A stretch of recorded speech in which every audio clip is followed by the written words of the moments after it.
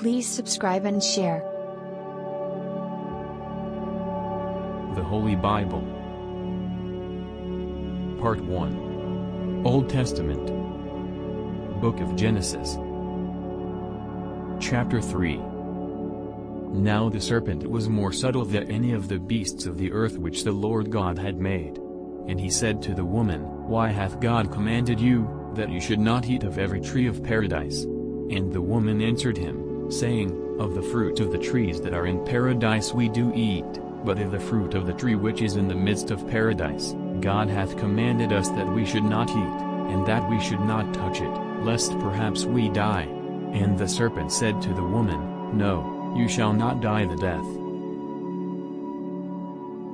For God doth know that in what day soever you shall eat thereof, your eyes shall be opened, and you shall be as gods, knowing good and evil. And the woman saw that the tree was good to eat, and fair to the eyes, and delightful to behold, and she took of the fruit thereof, and did eat, and gave to her husband, who did eat. And the eyes of them both were opened, and when they perceived themselves to be naked, they sewed together fig leaves, and made themselves aprons. And when they heard the voice of the Lord God walking in paradise at the afternoon air, Adam and his wife hid themselves from the face of the Lord God, amidst the trees of paradise. And the Lord God called Adam, and said to him, Where art thou? And he said, I heard thy voice in paradise, and I was afraid, because I was naked, and I hid myself. And he said to him, And who hath told thee that thou wast naked, but that thou hast eaten of the tree whereof I commanded thee that thou shouldst not eat?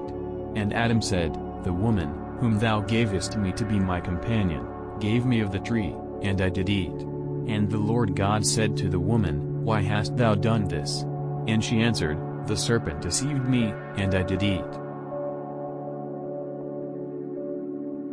And the Lord God said to the serpent, Because thou hast done this thing, thou art cursed among all cattle, and beasts of the earth, upon thy breast shalt thou go, and earth shalt thou eat all the days of thy life.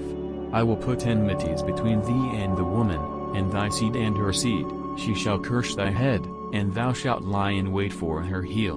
To the woman also he said, I will multiply thy sorrows, and thy conceptions, in sorrow shalt thou bring forth children, and thou shalt be under thy husband's power, and he shall have dominion over thee.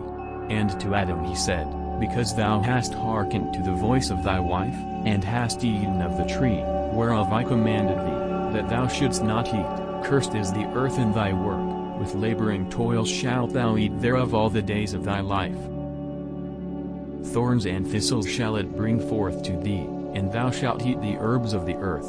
In the sweat of thy face shalt thou eat bread till thou return to the earth out of which thou wast taken, for dust thou art, and into dust thou shalt return. And Adam called the name of his wife Eve, because she was the mother of all the living. And the Lord God made for Adam and his wife garments of skins, and clothed them. And he said, Behold, Adam is become as one of us, knowing good and evil. Now therefore lest perhaps he put forth his hand and take also of the tree of life, and eat, and live forever. And the Lord God sent him out of the paradise of pleasure, to till the earth from which he was taken. And he cast out Adam, and placed before the paradise of pleasure cherubims, and a flaming sword, turning every way, to keep the way of the tree of life. This is the end of chapter 3 of the book of Genesis. Share these words to as many as you can.